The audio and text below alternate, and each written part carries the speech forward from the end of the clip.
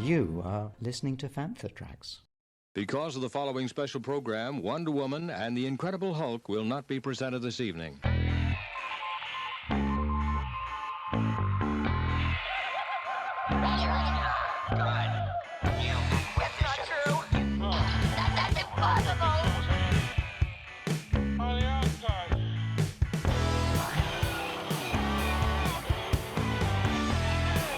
It's time to get all your Star Wars news in a single file.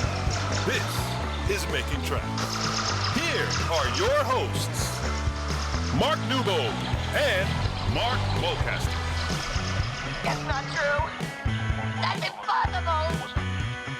You're listening to Making Tracks. This is episode 27, and joining me today is, well, I'm going to throw it over to him. I did this last episode. I'm going to do it again. I want you to introduce yourself and let people know exactly who you are. Greetings, exalted ones. I am Mark Mulcaster, friend of Mark Newbold and the Fantha Tracks. I like that, friend of Mark Newbold. There's something strangely warmingly comforting about that. I'll keep that in my back pocket for a day where I can't get into a nightclub, and I'll just say friend of Mark Mulcaster. Yeah, and they'll call the police. So what has been happening with you lately? What's new? I mean, we're still pretty much freshly into the new year. We're just about into February now. So what's happening?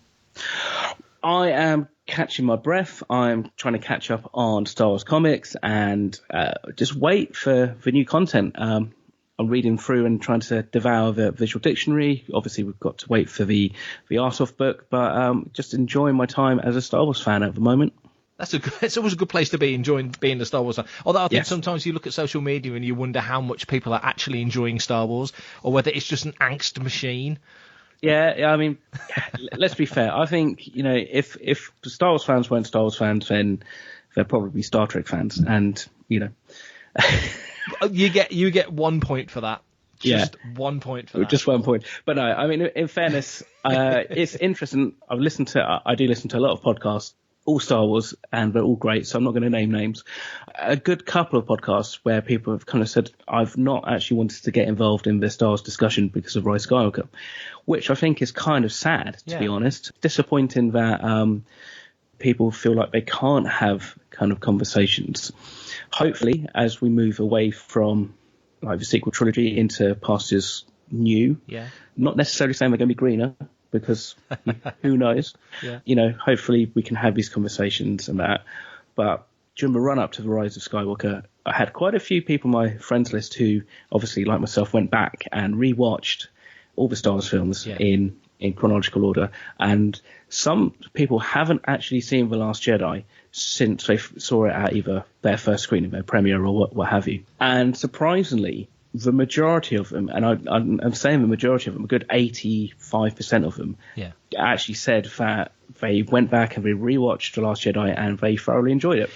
So I'd just like to say that I was right, everybody, and they're wrong. If you haven't, and you keep on skipping over The Last Jedi, just go back, watch it with an open mind. Just enjoy the Star Wars that we have rather than Star Wars that we haven't had. I get that. I totally get that. I'll be honest, I haven't seen Last Jedi since I've seen Rise of Skywalker, and I was talking to Ruth about it, and I said, one of these days, rainy Sunday afternoon sort of days, we're going to have to sit down and watch it, because I'm thinking back to when Empire came out, and Empire was nowhere near as warmly received as Star Wars, even though history has kind of led us to feel that it was a massive hit, of course, but that it had a tough time with the critics. And I think Empire is viewed, or was viewed, and still is viewed, better through the lens of having seen Return of the Jedi.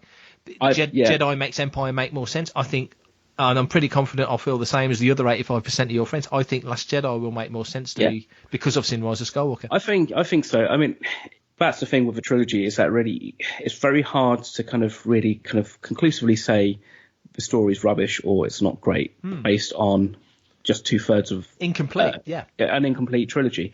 I left watching Attack of the Clones, and I saw that I am generally just a multiple kind of like watcher of Star Wars films over cinema, so I saw that probably about 9 times or something, and that is my least favourite Star Wars film. But even after the first time, and I wasn't disappointed whatsoever, it just didn't quite work for me. But I knew leaving that film that we still had episode 3 to come, and once you watch everything, it kind of homogenizes things. I mean, I think I said to you, and you probably won't remember it, but I did say that I think in 10 years' time people will be obviously thinking back to The Last Jedi, and they may not see it with quite as rose-tinted glasses as we see Empire Strikes Back, but it's clearly the Empire film of this trilogy. Yeah, so. That's a good point, actually, because I love clones, and there's so much in it that I appreciate and enjoy, and I love the soundtrack. And I think just from a historical point of view, I've said this before, I would argue the events of Attack of the Clones, specifically, the kicking off of the Clone Wars and Anakin and Padme getting married, there's lots of hugely key moments in that film. Exactly. And that it wasn't the Empire of its trilogy because it's a murder mystery film almost. Yes. It's not Empire. It was very much designed not to be like Empire, even though like the most calamitous war kicks off. Sith is more like Empire.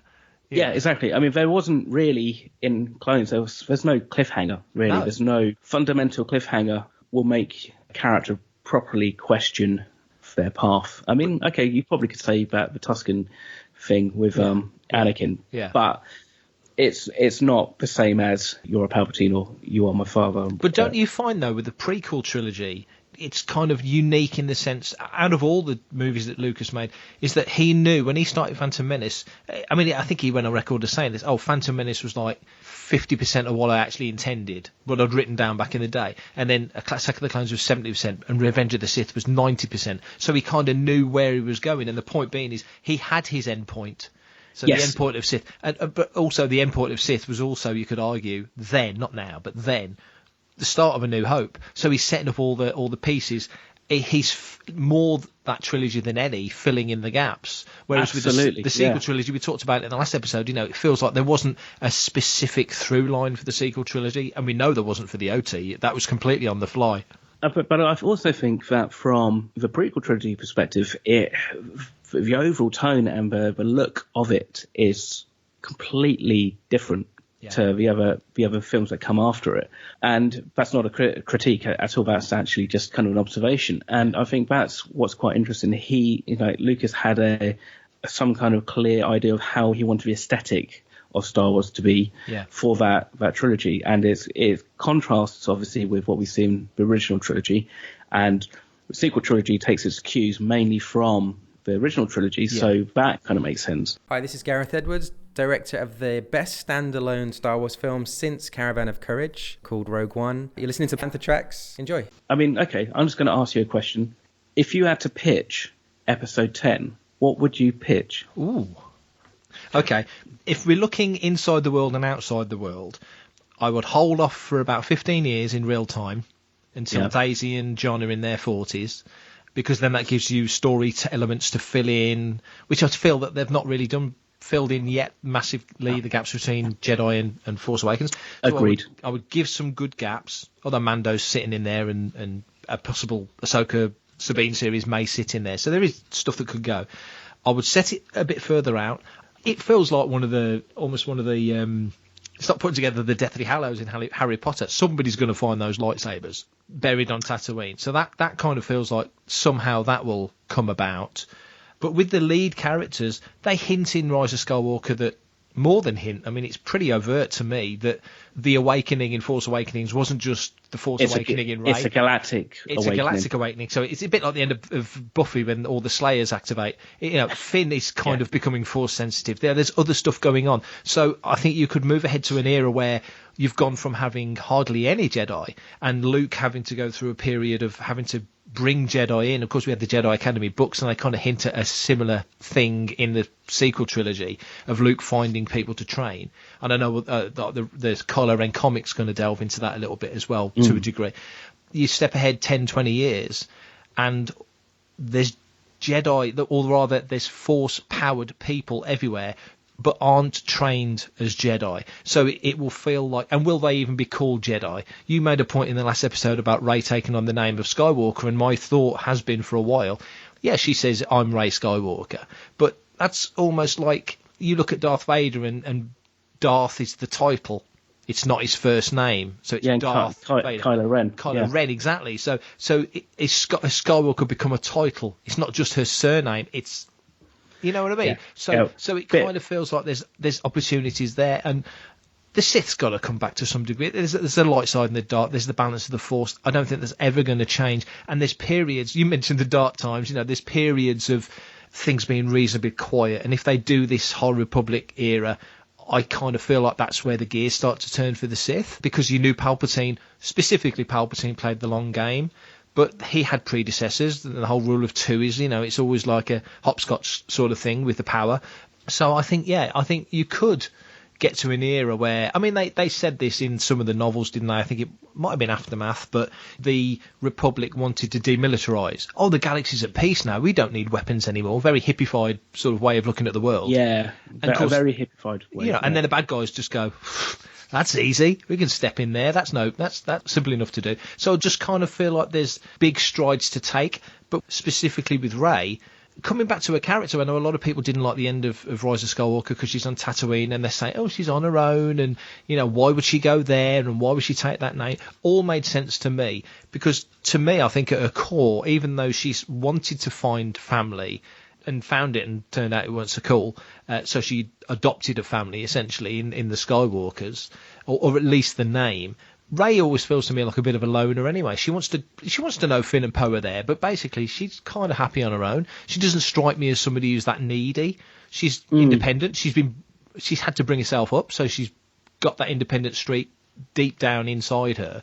Yeah, maybe it is Tatooine. Maybe she stayed at the homestead. Maybe that becomes a new base for training or something. Yeah. That's a great question. I mean, what do you think? So the thing is, I think obviously with the expanded version of the book coming out, maybe we might get a sense or a hint of the motivation for Rey going back to Tatooine, as in, like, not necessarily the reason why she goes back, because I think that's fairly clear and obvious in the film, but actually maybe where she goes on from there potentially, or what her thoughts are.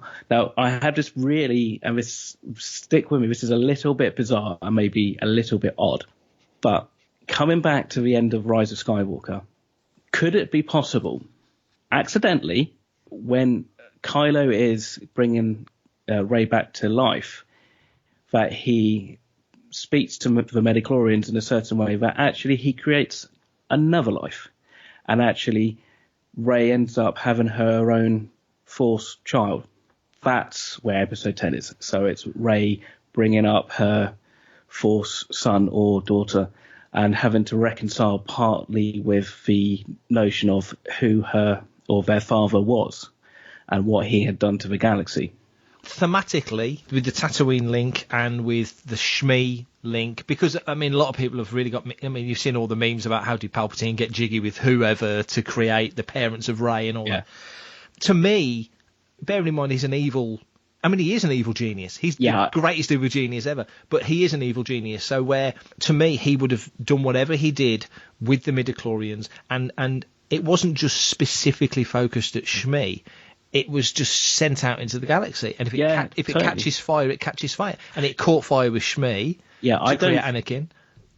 Exactly. And I kind of don't think that consent is possibly a term that Palpatine probably uses very often. That's totally where I was going with it. You've nailed it. That's completely where I was going with it. I think if you're just looking at it from a story point of view, that's the avenue you would take. I think in the real world, people watching these films, we're all looking at life through our own lenses, aren't we? Absolutely. And politics is politics, and consent is a very pertinent word, because I get the logic of Kylo doing what you just said, because he would view it as a gift. But people reading the film in a different way would see that, where was Rey's agency? Where was Rey's consent? So I think that would work if to some degree Rey is accepting of it and goes, that's the next generation, and that's the way forward, sort of thing. Yeah, exactly. And I think it's and the way you do that is that you have those conversations on screen, because he is a Force ghost, so he can have that conversation. Yeah, he could do. Yeah, exactly. That was the beautiful moment at the end of the film was she's mortally wounded him, realised what was happening with Leia. Leia's gone. She Force heals Kylo and brings Ben back, essentially. So Kylo's gone and Ben's back. And then he gives her that life force back. There's only enough life force between them for one, because the Emperor's sucked half of it out to become the classic Emperor again. And exactly. Rey's defeated him, and so there's enough life force for one person. And Kylo because he's redeemed himself and because of all the evils that he's done and he knows it. You can't just walk away from that. If he survived, he'd spend the rest of his life in prison. You can't just go, oh, I'm a good guy now. You can't do that. So that worked beautifully. And the fact that he was accepted into the Force in a way that Qui-Gon never was. Qui-Gon got a Viking funeral, burnt on a funeral pyre. He didn't dissipate into the Force. We saw his body in the flames. Qui-Gon never got that, but Kylo did. So that also shows that the Force has changed. So there's all these little elements that move around. Exactly. I really like that idea, yeah. And I think that Kylo disappearing into the Force probably has Leia's fingerprints all over it. I think that's why they disappeared together.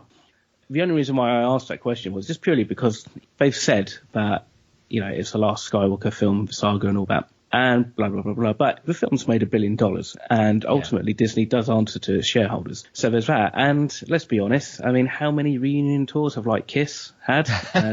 And even Motley Crue, about who... They're coming back. They signed a contract between themselves to say that they were never going to tour again, and they're back. Okay, that's a little bit kind of tongue-in-cheek, but, I mean, I suppose there's always a door being left open. But George did say, George flip-flopped, there's only 6 films. Oh, actually, there's 9. At some point, I've got a flyer upstairs from when the double bill came out, Star Wars and Empire, and Lucas talks about 12 films in there. So there's definitely more than enough scope for them to go, well, actually, 10, 11, 12, yeah. I'm Anthony Daniels, and you are listening to Fantha Tracks. Well done. Like you said, maybe it's a case of Rey is... for Skywalker, shall we say, maybe she doesn't actually go out and try to rebuild the Order, but maybe actually the Force sensitives come to her. Like, if they're awakened, they hear about what have you, maybe part of the test is that they come and find her, seek her out, rather than her going around and doing their whole Jedi Academy kind of thing of finding people from different places and stuff. Well, that's a good point, and it also speaks to how do you view what the Jedi do? And this is another thing. I think certain writers take certain things way too literally. So you look at A New Hope when Tarkin basically says of the Jedi, that old religion has gone. To me, it never read to me, even as a kid, and certainly not now, it never read to me that Tarkin was literally describing the Jedi as a religion, but certain people have picked up on it and they discuss and refer to the Jedi as a religion. And to me, they were more like a monastic order, and they were certainly more the Japanese influence on Star Wars, the Jedi. It was the samurai kind of thing. It was a code. It wasn't a religion. It was a code, a Jedi code. Bit like the Mandalorians. Absolutely. Oh, yeah, exactly. That's probably why they didn't rub together so well, because they were too similar in many ways, weren't they? One thing I loved about Rise of Skywalker in relation to Last Jedi was Luke looking back, and I don't think this is a snub to Last Jedi.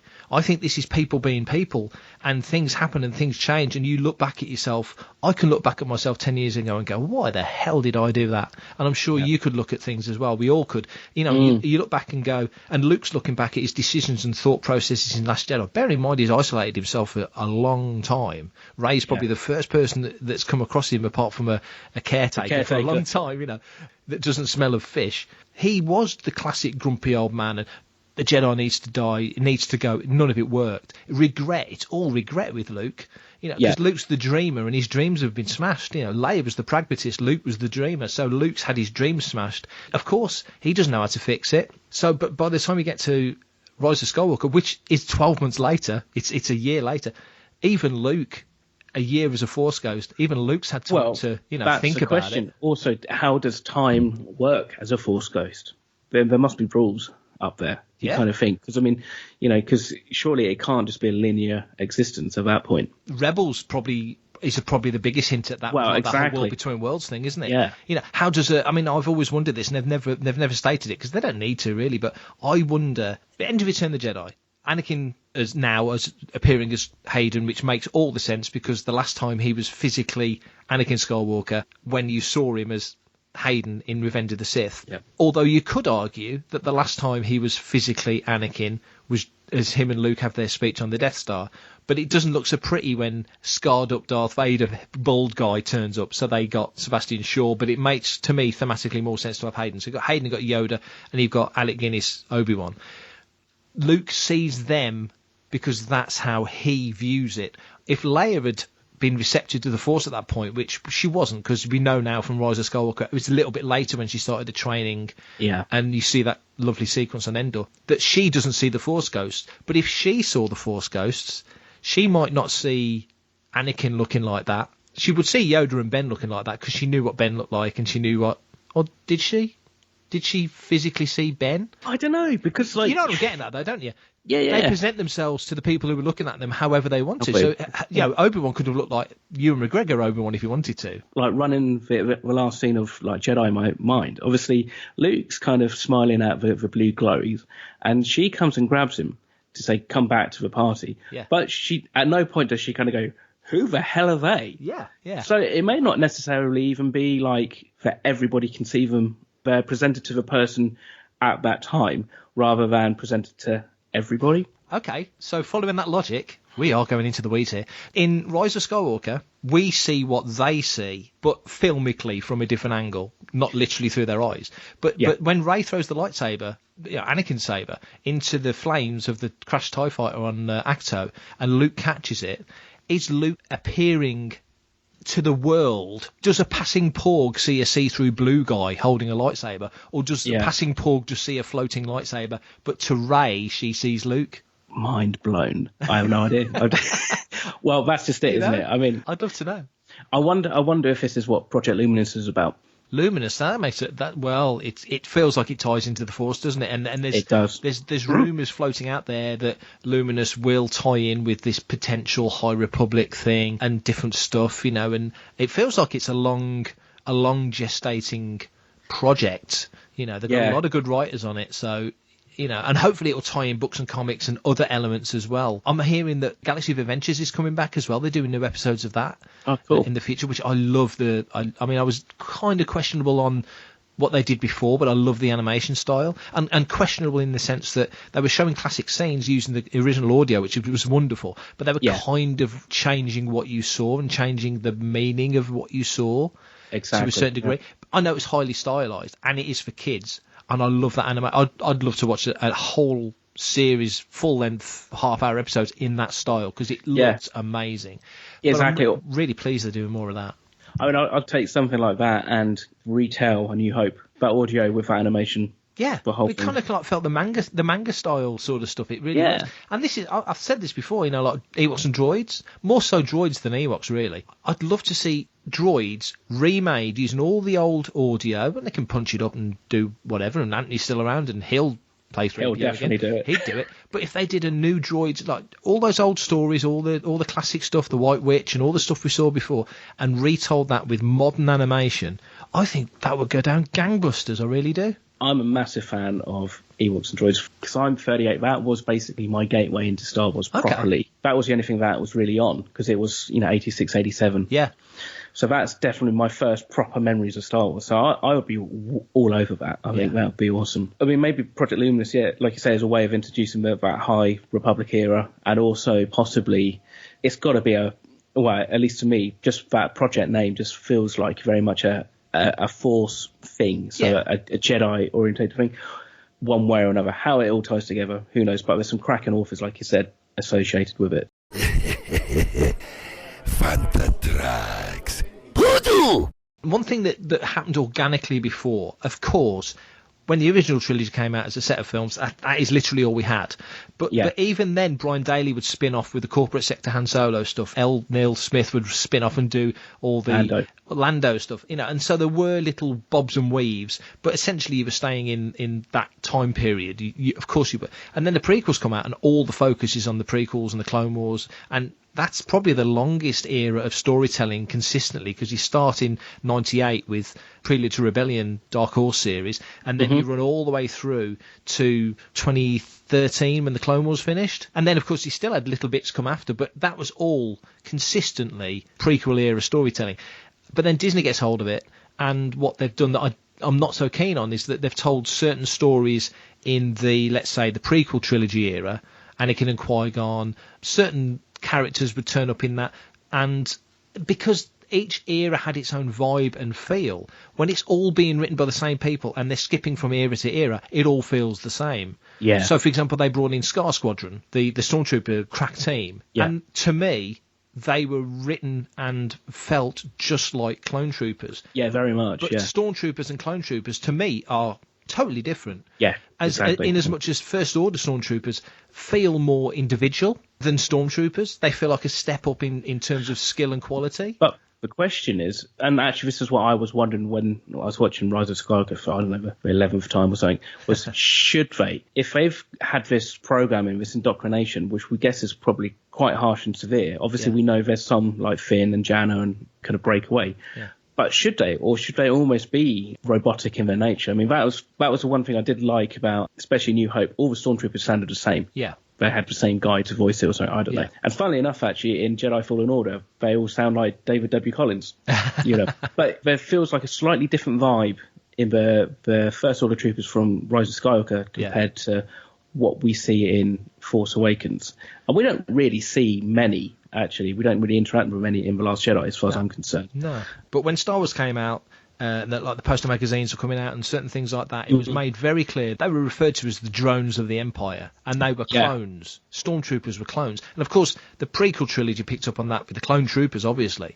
But then the way it read was that they had the clones, and then the clones were sort of eased out and conscripted or enlisted men were brought in either by or against their own will, which follows on into the First Order era. But you know that you were bringing these characters in. And the original strain of Stormtrooper clones eventually were sort of weeded out. They were all Stormtroopers because you don't get the feeling in the sequel trilogy, in the original trilogy, that cloning is much of a thing. No, certainly not on that scale, anyway. No, exactly. I mean, at least from what you believe that actually everybody goes to Imperial Academy and stuff like that, and they're just like any like military training as it is.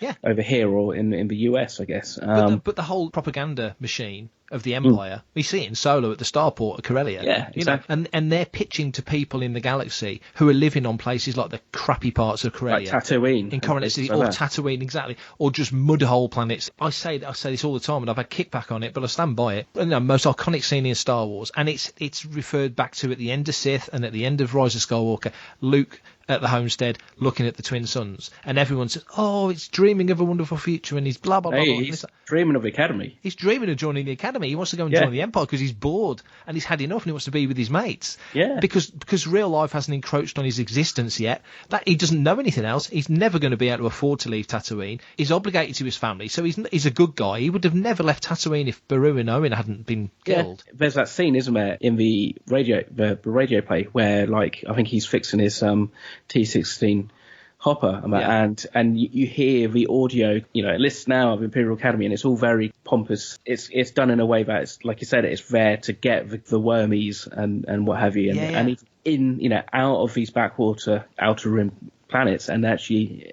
want to inscript and sign up. And that's interesting in the sense that, because you get the impression that Biggs is way more clued up, but even though him and Luke are close, he knows he can't trust Luke because he'll just go blurting it off. If they do this High Republic era and they go back 400 years, and you alluded to it earlier, original trilogy, it's dirty and grimy and it's run down, and the sequel trilogy is basically more of the same because that aesthetic works so well for Star Wars. And then Lucas wanted to do something new, so prequel era, certainly in the first two films, it's a lot more Flash Gordon, Buck Rogers than 77 Star Wars, isn't it? Yeah. I mean, the design of the vehicles and stuff like that is very kind of like 50s inspired and stuff like that. So the Empire is focusing on the core, the inner rim, the colonies, the expansion, that sort of area. But the outer rim and the wild space and unknown regions, they're not fussed. But they probably do go to those places because they're just dung holes, real back end of nowhere places. That's probably where they recruit from. Exactly. Because it's alluring, isn't it? And also it's probably easier. For politics, it's probably easier to push off to one side. Yeah, exactly. And let's face it, a small backwater planet like Tatooine, if they really need to get 20,000 troops out of that planet, they can do it fairly heavy-handed, and actually it won't be spread all over the holonet and stuff like that. It could probably happen quite quietly. That's the mechanics, isn't it? It's like as soon as you get these big fleets, it's like how are they manned? It's like the Sith Eternal fleet. It's like, you know, where did all those people come from? What does it say on those 10,000 ships? 300,000 people on a ship, so 300 million people died over Exegol, which is like, insane numbers, But why not? I mean, like I say, if the Emperor's been playing the long game for all these years, I mean, for like 30 odd years, yeah. Yeah, you look at that gap from Phantom Menace to Attack of the Clones. I think that was one of the smartest things Lucas ever did, amongst many smart decisions, was giving that film a 10-year gap. Yeah. Because with the actors he got, he could do it. He could put a beard on you and you stick 10 years on him. Natalie Portman looked way older than she was as a teenager. To make her look 10 years older was very well done. It was completely believable. You're recasting Anakin, so you've given yourself that 10-year gap. A chunk of stuff happened in that time period, and you also know that Palpatine was sitting in that office for 10 years in command of the Republic, seeding the change to becoming an that's empire. it. I think people kind of, when they think about the Sith Eternal, they think about that time period of after Return of the Jedi and how he basically gets scooped up from the bottom of like that exhaust port to how he ends up in Exegol. But actually, it's like you'd say, he's probably put all that in motion when he's gone into power. Yeah. He's still got to work on the Clone Wars and make sure that he can solidify his power by getting granted emergency powers and basically reordering the Empire. Yeah. But also can then start maybe reallocating funds and projects out into the outer reaches. Yeah. And people will probably not even bat an eyelid. Well, you wonder. We talked about it in the last episode about Thrawn. Thinking way back, 'cause it's a long time since I read any of this outbound flight and all that stuff, and the fleets that were out there, Chiss ascendancies in the unknown regions, isn't it? And and all that stuff. So, and Thrawn has done the new trilogy, and there's a new trilogy coming starting this year. So the Emperor's very cleverly utilised Thrawn's genius, and you'd think, well, maybe there's something at play there. That's the connection to the unknown regions that we all know of. I'm big on the galaxy map. So you look at the galaxy map and you look to Coruscant. It's not square. It's not bank centre of the galaxy as the map stands. If Coruscant's in sort of sector 0001 or whatever, you look to the right and it's full. The galaxy's full. That's the explored part of the galaxy. But you look to the left and there's not a lot. There's Ilum, or Starkiller Base. There's Jakku, Exegol, there's Acto, and then you get to the bottom of the map and you sort of Bakura, Endor, and then it starts to fill out. But a good third of the galaxy map is not expanded upon at all. And that kind of works in universe as well. Because it's a tumultuous part of the galaxy. It's difficult. You see it in Rise, don't you? It's a difficult part to traverse through. And I don't think Palpatine went to bed. I think Palpatine was awake 24/7. I think he was just plotting, planning, go. Well, that's why he was on that rig in Exegol, because he basically was having Red Bull pumped into him. So he didn't actually have blood. He literally just had like a steady source of Red Bull just to keep going. I'm glad you said Red Bull. We're actually looking for a new sponsor for the show. So just to put that out into the universe, we would love to be sponsored by Red Bull. That would work for us. Yeah, why not? Have they got a Star Wars license yet? Not yet, but they'll have a Panther Tracks license if they play the cards right. Let's step away from this conversation, Rick. Okay. Let's go across to the second part of Carl's interview with Matt Fox. Sat down with Matt to talk about all things to do with May the Toys Be With Us, the event that he put on recently. So let's catch up with Carl and Matt talking about May the Toys Be With Us. The thing that I got from it is there were lots of sort of nods to things. So, a lot of people have said the Sandcrawler Jawa episode is very reminiscent of one of the old Super Nintendo games and things like that. But you don't have to be immersed into it. You can go, oh, that was a cool nod, or oh yeah, that's X, Y, Z, or but it did. If you don't know that stuff, it didn't detract from the story. Not at all. I mean, I felt it had a bit of an 80s throwback feel to it. Every 18 episode seemed to end with a compound of bad guys getting shot up, and the first episode of The Mandalorian ended up with the IG-11 and the Mandalorian sort of shooting up a compound of bad guys, and bad guys on roofs, falling off the roofs. That was an 80s staple. I mean, that was in every movie we had back then. Yeah. And then the boss villain came out, and they sort of, they killed all the easy fodder guys, and then they pulled out that big cannon. And, every Arnie movie, every Stallone movie had a boss villain getting wheeled out to escalate the action. And so I thought there was a real kind of nice 80s throwback to it. And, that's obviously an era that I'm pretty comfortable with. Yeah, it's very, I know a lot of people have said it's got that kind of Western kind of vibe to it, but there's like some elements of it as well that I felt were like very, very 18. Yeah, for sure. Yeah, and again, it bodes well for the second series. I've said that they've already started filming the second series. So that's due to air, I think, towards the end of this year. But in the meantime, on Disney Plus, we know we're getting more Clone Wars, with the resolution of or the completion of some of those episodes. So obviously, as at the time of recording, we don't know anything about any future film projects, but we've got the Cassian Andor series that's been confirmed, the Obi-Wan series. There's talk that there's another animated show in the offing. I think the rumour is that that's going to sort of pick up on characters from Rebels, although where in the timeline that falls, who knows. I hope the Cassian Andor series, that's sort of the one I'm a bit more worried about, because obviously Diego Luna's a fair few years older now than he was when he shot Rogue One, and he's going to be playing younger, because obviously he didn't make it past the end credits. So I hope that'll all work out okay. But what I'm actually really hoping is for the Kenobi series, because I have a bit of a troubled relationship with the prequel trilogy. I will admit to liking the Phantom Menace, but the next two, Attack of the Clones and Revenge of the Sith, didn't do much for me at all. But I have noticed that because I loved Rogue One so much, that's probably the Disney film that I've enjoyed the most, and that featured Jimmy Smits as Bail Organa. I'm sort of retrospectively thinking back to he was obviously a character in the in the prequels, and I'm enjoying them more. So perhaps Ewan McGregor, returning as Kenobi, and if we all sort of really enjoy that character again, that it may retrospectively improve my thoughts on the prequels too. Especially of those, yeah. Yes. Yeah. So on your sort of Star Wars wish list, if you could sort of have a hotline to Lucasfilm and Disney, what would you be requesting? I guess is the what would be your ideal pitch for something that you'd like to see, either on film or Disney Plus, or you can pick one of each.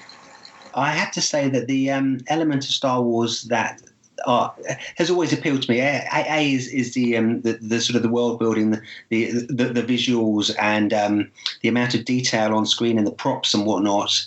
For example, in the Rise of Skywalker, there's a little moment where we see Chewie in the cell on the Star Destroyer, and that could easily just have been a little plain box room that he was put in. But next time you watch the Rise of Skywalker, have a look at the detail around Chewbacca in that cell. You only see him in there for about 3 seconds, but the whole screen is filled with detail. It's absolutely stunning.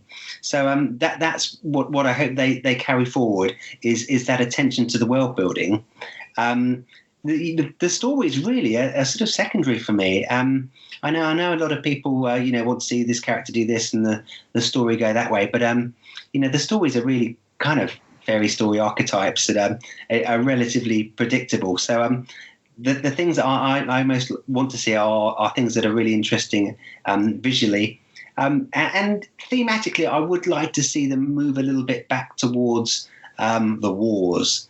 The original trilogy had a sort of a reasonable sort of semblance of being kind of World War II, but done in space.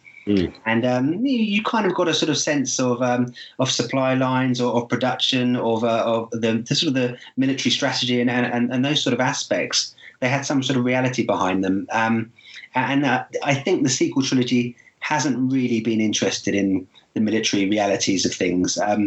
The First Order seemed to have just a whatever craft they need at the time of a huge amount. The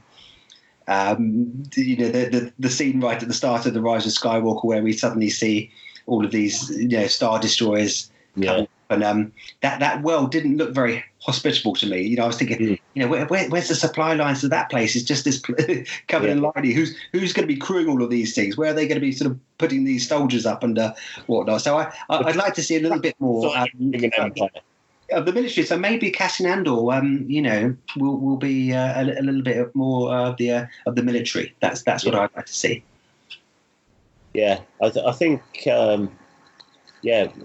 my hopes for it are certainly, you know, looking at the, you know, sort of, obviously in Rogue One we get a flavour that he's this sort of spy, will do anything for the rebellion sort of thing. So, you know, there's obviously a fair amount they can backfill in terms of story, and you know, even if it's only sort of pitched as being, you know, maybe a couple of years before Rogue One. We've already seen with the Mandalorian that you get sort of the odd flashbacks to when the Mandalorian was a kid, so you might get little bits of that kind of thing thrown in to give Cassian's character a bit more context.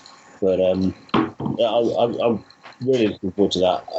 The Obi-Wan series, if you've read the John Jackson Miller book, which is obviously now classed as Legends, that's very much a sort of, you know, sort of what I did while I was in Tatooine sort of thing. Right, yeah. You know, and again, has that kind of Western feel to it. So it'd be interesting to see if they do go down that kind of route, and it's, you know, the wilderness years of Obi-Wan, if you like, while he's you know, become a hermit on Tatooine. Or I think that's what we're all hoping for, but the Lucasfilm always have the, you know, they've got so much material that they could mine. They never seem to. They always seem to sort of. With the last three films, they seem to have sort of almost made up each one on the hoof, and not really had that overarching vision for it. I think that's fair to say. But I know movie making is tricky, and J.J. Abrams came into the Rise of Skywalker very late in the day, and you know, films are made once on the script, once in the shoot, and once in the edit, and the three things are quite often three very different movies. So I do have sympathies with him. I think that the film ended up with a few sort of clunky elements in retrospect, but generally speaking, it was a triumph of entertainment, and that's, you know, mostly what we demand from Star Wars. Yeah. I hope with the more long form stuff with TV that we're going to start seeing some more meaty storylines develop. And I'd love to see what they do with Kenobi. I think that's going to be fascinating, and Ewan will be brilliant. I'm sure he will knock it out of the park. That about wraps us up for this evening. Just like to say thanks again to Matt for taking time out to speak to us. And thank you for having me. Yeah, all the best for the exhibition in Great Yarmouth. Please keep us posted, and you know, we'll obviously put plugs out and let people know where it's appearing next, because it, as I said earlier, absolutely must see for fans of Star Wars, vintage toys, and even you know, if you're not a massive Star Wars fan but you're into collecting, there's so many things you can take away from the exhibition. So please, if you can, go and see it. And thanks again, Matt. So, Disney Plus, it was due to arrive in the UK on the 31st of March, and some very clever people somewhere decided that wasn't good enough, so they're now releasing it on the 24th of March. So finally we get Disney Plus. I think it's £6.99 if I remember, or £5.99. It's £5.99 per month, or it's $59.99 for a year, which, doing a quick bit of math, means it works out about $7.80. That's not bad. So for those who aren't used to working in pounds and stuff, so it's a very similar kind of price, I think. And I can't wait. I can't wait. I'm stoked. And I mean, of course, I don't know how it happened, but somehow The Mandalorian crossed my eyeballs. I have literally no idea how I saw those episodes. Mine too. But I'm confident that I did. I have no idea. I wouldn't stand up in court, put my hand on any kind of religious text to say yes or no. But that being said, we can actually now pay that money each year and see it on Disney Plus, which will be cool and awesome. And by the time it arrives, we will also have the Clone Wars. Before we talk about the return of the Clone Wars, and also obviously about the Mandalorian, I want to ask you a question, Mark. Given that we get Disney Plus on the 24th of March this year, why aren't they holding back the release of the Clone Wars until the 24th of March? Why are they releasing the Clone Wars in February when Europe gets it in March?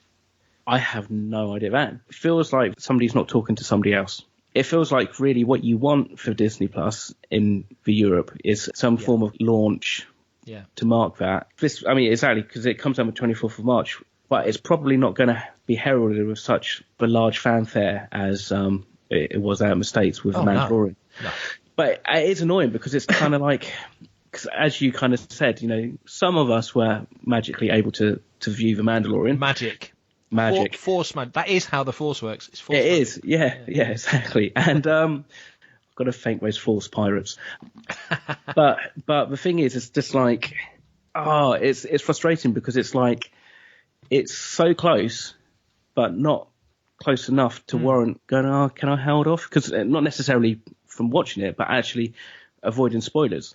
Well, in the interests of practicality. Exactly. And people at Disney know this, and especially in the game that we're in you trooping and you speak to people all the time and doing the website and the podcast that we do and all the other things, we can't not magically see it.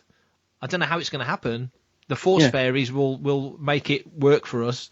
Those little firefly things on Endor from Caravan of Courage. But somehow we will see it, sadly, probably before the 24th of March. Because, as you say, social media being the beast that it is, everything will be spoiled.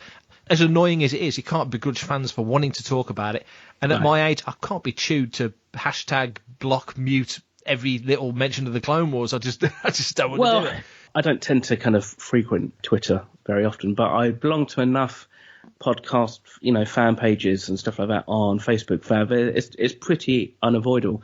But also, even if me and you were like, hand on heart, we're going to be good and we're going to wait until the 24th of March to see stuff, I can guarantee that because I've got a silly number of Facebook friends. People will just be posting it, and people will be posting it without any form of thought about policing it. Policing it. And that's just it. I saw arguments and I saw it kick off a couple of times on Facebook when there were some people who had magically seen The Mandalorian before it's been out in the UK. Amazing. And obviously there's some people who are like, I don't want to see that, and it's like, well, it is difficult because it does mean, like, for instance, if you want to stay properly spoiler free, you can't listen to podcasts. Yep. And it just seems like, and in this day and age, really, when there's no advertising tied into launching these series, why they couldn't have just waited just that little bit longer. You're right. And also I think with The Mandalorian, we certainly hit upon that problem on the Panther Tracks because we tried to be as cautious as possible, but also there's that line of, we're not .co.uk, we're .com, so we're an international site, so we want to cover everything. Exactly. And when StarWars.com starts posting articles about The Child, which is the global Star Wars website, you kind of just have to, caution for people who want to steer clear of this and all that sort of stuff. But you hit a certain point where, what are you going to do?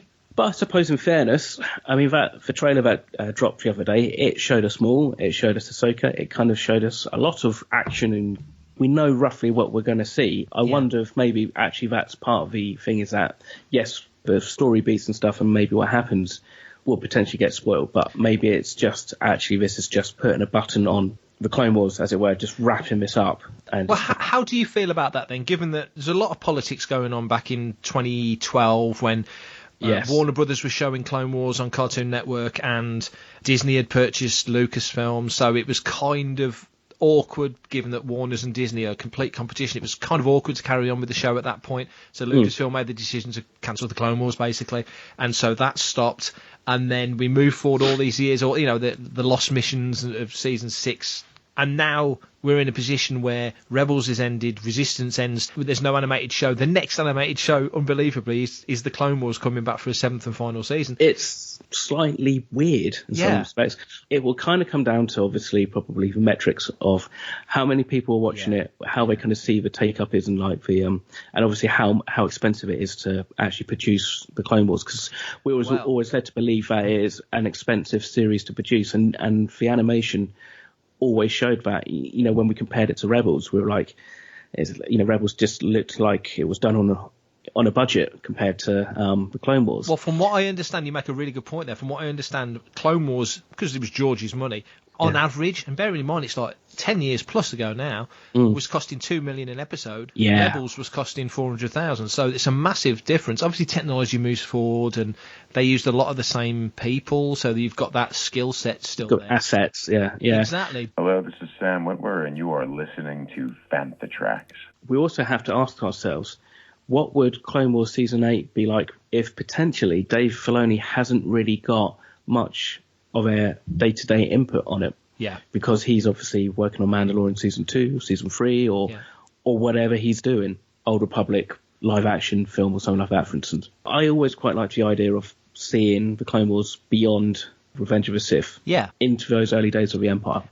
They do hint in that trailer, more than hint, that we're overlapping with Revenge of the Sith. Yes, exactly. That would be cool. We know where Obi-Wan's going to go, and we know Obi-Wan's getting covered in a live-action series. Yeah. But one of the main characters has always been animated, which is Ahsoka. Yeah. So maybe as things diverge, we follow Ahsoka for another series and see how... That's a great point. That is such a great point. I'm so glad you brought it up, because I think people are assuming or hypothesising that if we do get an Ahsoka series, it will be post-Rebels with Sabine, sort of 6 years after Jedi, when we finally saw him at the end of Rebels. The assumption is that by the time of Rise of Skywalker and Rey's doing the whole be with me moment, and you hear Ahsoka's voice, Ahsoka's passed on into the Force somehow. So that if you have an animated series, it will be set after Jedi, and it will be that journey, and it will be more of a Rebel sequel. But yeah, you've got this huge gap between... you've got 19 years between Sith and A New Hope. Oh, that's a lot of ground that could be covered. That would be interesting. I love Ahsoka. I think more Ahsoka, never a bad thing. I'm Neil deGrasse Tyson, and you are following Fantha Tracks. Definitely. So what are your expectations and hopes for the Clone Wars? I did an interview with Sam Witwer for Starburst magazine, and without giving anything away, I said, general questions to kick it all off. How excited are you? What are you looking forward to it? It was so obvious how impressed he was with what's been done, how excited he was. We were specifying on Maul, of course, because we know his end point, we know where he's come from, we know he's got Solo in his future, we know he's got the scene on, in Rebels with Kenobi, his ending, essentially. Although never say never with Maul, he might come back again. Right, yeah. But, so there's all these elements that were up for discussion, but the one thing he said was, one, how natural it felt to be back in the room with these guys, and two, just how on point Filoni was, and how involved he was, and how impressed he was with the stories that are going to be told. It's not just more Clone Wars, this is stuff we've never seen before. So what are your hopes and thoughts for what we're going to get? I think it just comes down to good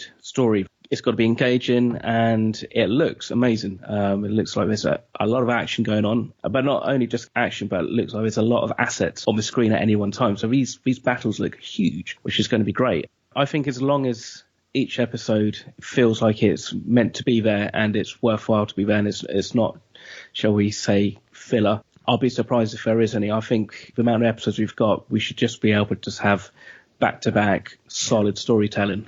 No, I totally agree. I'm just thinking that it's, when you've got 20 odd episodes a season and you're confident there will be a season 3, there will be a season 4, you can go, you can go off and have your quirky little episodes, and you can try things out and feel confident you're not going to get cancelled next week. There's that sense of safety, if you like. But with this, it's like, I don't know how many episodes they're doing. How many are they doing? Is it 13? 12 or 13, I think 13, yeah. So, you're going to sit down, they're going to go, right, well, what do we need to wrap up? What's left over that we want to get tied down? And because a lot of assumptions are being made about what stories are going to be told, and I don't think all of them will. But you'd said about the metrics, if these do stupid numbers on Disney Plus and fandom's buzzing and they're getting great social media interaction, no doubt someone somewhere's going to go, are you sure we can't do Clone Wars Season 8? Exactly. Even if it is like you just alluded to, it's like, okay, You're still going to call the show The Clone Wars, but so what if it goes after Revenge of the Sith? So what if we go into the Jedi Purge era? It's still Clone Wars, so they can do it if they want to. But again, Filoni is doing all this work on Mando. Kathleen Kennedy says he basically has an eye on everything. He's only going to be busier, and now he's done live action, and he's doing more in season 2 of Mando. We know he's not directing on Kenobi because Deborah Chow's doing that, but there's definitely other opportunities for him, and he'll be a man in demand outside of Lucasfilm. So they want to make sure they keep him happy because you do not want to lose that last connection to George in that exactly. sense. Yeah, I think that's important. Coming back to it, you think we know where Maul ends up, but again, Maul figures all through that time period now, and also even like Rex and some of the clones that we revisit in Rebels. So there's enough characters from the Clone Wars who will still be around. I'm gonna throw out a crazy thought and a crazy connection that may mean nothing. I mean nothing, but I'm going to say it because if I don't say it and it came true, I'd kick myself. I look at the armourer's helmet from Mandalorian and see the little pointy struts on her head and think that looks a bit like the horns on Maul. Looks like the black horns, yeah. Absolutely, and there's a deep connection, obviously, between Maul and Death Watch and the whole Mandalorian thing, which I want to go back and revisit because it's a long time since I've seen or read any of it, so I'm kind of fuzzy on all the details, so I want to go back and watch all that again. But I just have this feeling that Maul's going to end up being involved in lots of different segments and elements of what's going to unfold later. I mean, he's dead, he's gone, we know that. It was a great ending in Rebels. Absolutely. But I just feel like there's going to be an echo of his story pushing forward. Yeah, I think maybe the influence of Maul will be felt for hopefully many years to come into the whatever comes next. Are all the episodes dropping in one hit, or is it going to be a weekly release like The Mandalorian? I was going to ask you, actually. I hope it's weekly. I hope, sincerely, I've not heard, I don't know. I sincerely hope it's weekly because Picard's a weekly show and it's better for it. Discovery works as a weekly show. I just think it's better. And I think to all those people now who are just about to get Disney Plus and sit down and go, well, I've been pat on the back. I didn't magically see the episodes of The Mandalorian at the end of last year. I have waited and I've steered clear and I don't know much about it. They're going to know what Mando looks like. They're going to know what the baby Yoda looks like and all that sort of stuff, but they don't know the story. And we watched it week on week. And they're going to binge watch it. And they're varying lengths of episodes. You could binge watch The Mandalorian in a day if you wanted to. Yeah, which I plan to do as soon as I can.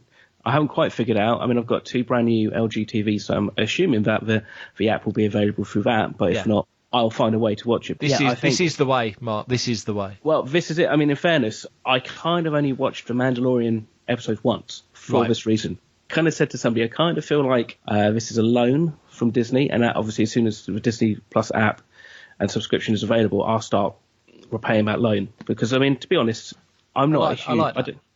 Yeah, I mean, that's how I've justified it to myself. I'm not sure the lawyers will see it like that, but hey.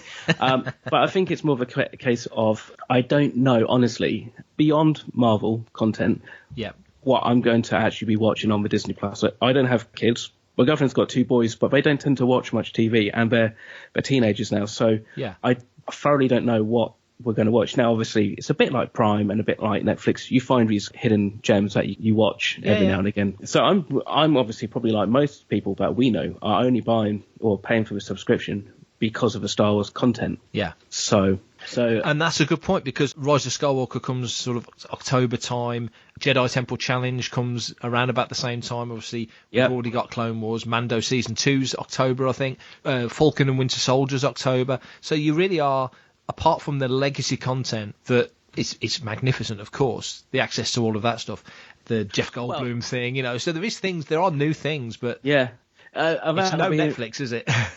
Well, but then, Netflix wasn't Netflix.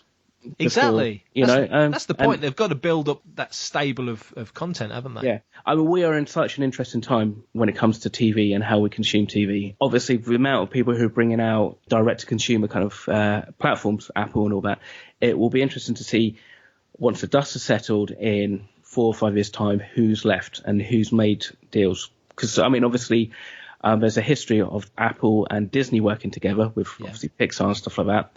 Possibly even see Apple getting into bed with Disney in that respect or something like that. I don't know.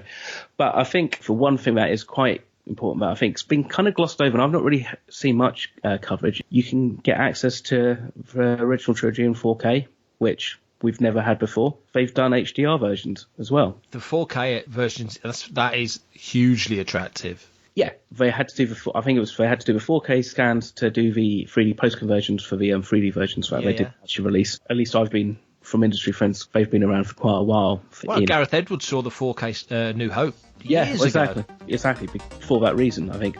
Other than McClunky, doesn't really offer any new content, but it's just it's a new way to view it. And obviously, in March we've got the Saga box set coming out, and that is available in 4K as well. If you're if you're prepared to pay almost £200 for the box set, if you've got a screen, why wouldn't you? This is Steve Bloom, voice of Zebralios, and you're listening to Fantha Tracks. Caravast. May the force be with you. We've talked about a lot in this episode, and there's been a lot to talk about. But there's been a lot to unpack. Yeah, a lot to unpack. But I think as we move into this decade, the future of Star Wars is looking pretty rosy. The back end of 2010s finished strongly. Rise of Skywalker's crept over the $1 billion mark. Maybe not as much as people thought it might make, but hey, it made $1 billion. That's nothing to sniff at. So the saga's in finished on a high, I would say, and it's in a strong position.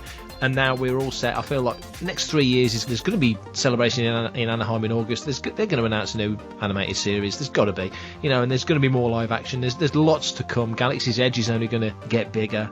VR stuff that's coming out now, like Vader Immortal, there'll be more stuff like that coming. So we're in pretty good shape, I think, right now. I think so. I mean, I don't think we should be staring down like another Dark Times anytime soon, No. Which is reassuring. And I think actually probably since the Disney acquisition, we're at this point where we're kind of we don't know what's coming. We don't know where things are tying together because we don't actually know what's going to happen with The Mandalorian Season 2 and how that actually does tie into the bigger picture. The episodes have been there's so much potential for people to come in and for that story to expand and cross over. It is nothing but exciting times ahead, my friend, I feel. If you want to get in touch with Fantha Tracks, this is how you do it. You can drop us an email, radio@fanthatracks.com, or you can comment on our Twitter, Facebook, Instagram, Pinterest, Tumblr, any of our social media feeds @Fantha Tracks. If you want to listen to the show, you can tune in on Apple Podcasts, Google Podcasts, listen to us on Stitcher, subscribe on Android, listen to us on Spotify, on SoundCloud, subscribe on TuneIn, listen to iHeartRadio, or even on Spreaker. We're on smart speakers such as Amazon Alexa, Apple HomePod, Google Home and Sonos. We're also available in your car, if you've got a car, or a land speeder, with Apple CarPlay and Android Auto, or on your gaming consoles and your television. You can find us on Fantha Tracks TV. You can get the Fantha Tracks app, can't recommend that highly enough, available on all platforms. And for any details on how to listen in or subscribe, head to the Fantha Tracks radio landing page on fanthatracks.com.